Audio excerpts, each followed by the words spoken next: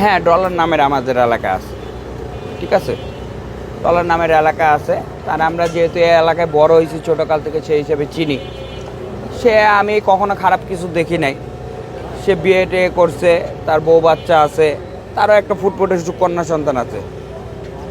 আসামি যে বললো আর এই যে ওইটা হয়ে গেল তা আমি মানতে পারি না, ঠিক আছে। তারপরে এটা পুলিশের ব্যাপার, পুলিশ এটা তদন্ত করুক, পুলিশ তদন্ত করুক, আপনারা তদন্ত করেন, আপনারা এটা ভালো বুঝবেন, ঠিক আছে। সে যদি জড়িত থাকে তাহলে অবশ্যই মানে তার একটা হবে, প্রমাণ তো থাকা লাগবে। যে সে নাম বললো আর ওইটা নিয়ে আপনারাও লাফাইলেন, ঠিক আছে, তাইলে তো আর হইল না। তাইলে তো মোড়টা অন্যদিকে ঘুরে গেল গা। ও তো মোড় ঘোরানোর জন্য এইসব কথা বলতেছে, এখন আউল ফল কথা বলতেছে। কে বলছে? না না, কে বলছে? না যাই না কোনো কিছু বলবেন না, ঠিক আছে, না যাই না কোনো কিছু বলবেন না। সাক্ষী যদি হয় তাহলে আমার কোর্টে দেখতে পাবেন, ঠিক আছে। আর যদি সাক্ষী না হয় তাহলে আমার বাসায় দেখতে পাবেন। আমি যতটুকু জানি, আমি সেদিন সকাল 10টা বাজে বের হয়েছিলাম। বের হওয়ার পরে মানে আমি প্রতিদিনকার মতো আমি বাসা থেকে বের হই। আমার পায়ের সমস্যা, যার কারণে বাসা থেকে বের হই একটু অন্য যে দোকানের কারণে।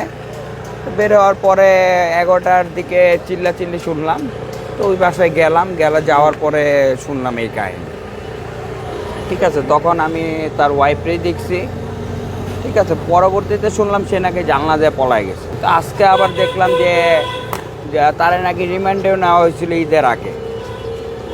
রিমান্ডের স্বীকারোক্তিতে সে কিছু বলে নাই, তারা নিজেরাই দোষী সাব্যস্ত হয়েছে। আমি মিডিয়ার মাধ্যমে জানছি যেটা।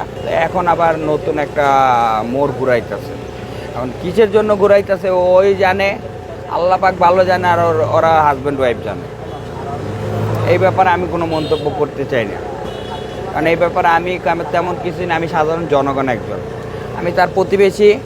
তার মেয়েটারে আমার পাশের দোকানে প্রতিদিন চা খাইতে আসতো, সেই হিসাবে তার মেয়েটা হান্নান চাচা আমার চাচা হয়, তো সেই হিসাবে আমি তার চাচা বলতাম। এবং মেয়েটাও খুব ফুটফুটে, আমারও একটা 4 বছরের মেয়ে আছে, আমার ওর মতোই দেখতে, খুব সুন্দর লাগতো। সবসময় আমি জিজ্ঞাসা করতাম কেমন আছো, আমারও জিজ্ঞেস করতে কেমন আছে, এই পর্যন্তই জানি। কিন্তু এখন পর্যন্ত আমি মানে ওই কল্পনাগুলি এখনও বলতে পারি না। আমি বলতে কি, আমি ডলারে কখনো আমি এলাকায় হিসেবে দেখছি, এলাকায় মানে সে আমার সিনিয়র, ঠিক আছে, সেই হিসাবে আমি তার সাথে কথাবার্তা বলতাম। তো কথাবার্তা বলি, এলাকার প্রতিবেশী হলে তো কথাবার্তা বলাই লাগে সবার সাথে। তো সেই হিসাবে আমি তার সাথে কথা বলছি, তার সাথে অনেক ফাজলামি দুষ্টামি করি, সবটাইমই করি, ঠিক আছে। মানে তার আমি এমন অনৈতিক কোনো কিছু করতে দেখি নাই জানি কি এইসব বিষয় আসে। এখন এটা আমি কিছু বলতে পারবো না, সরি ভাইয়া, কারণ আমি এই ব্যাপারে কিছু জানি না। আমি একটা মন্তব্য কইরা শুধু মানুষের কাছে কালারিং হইতে চাই না।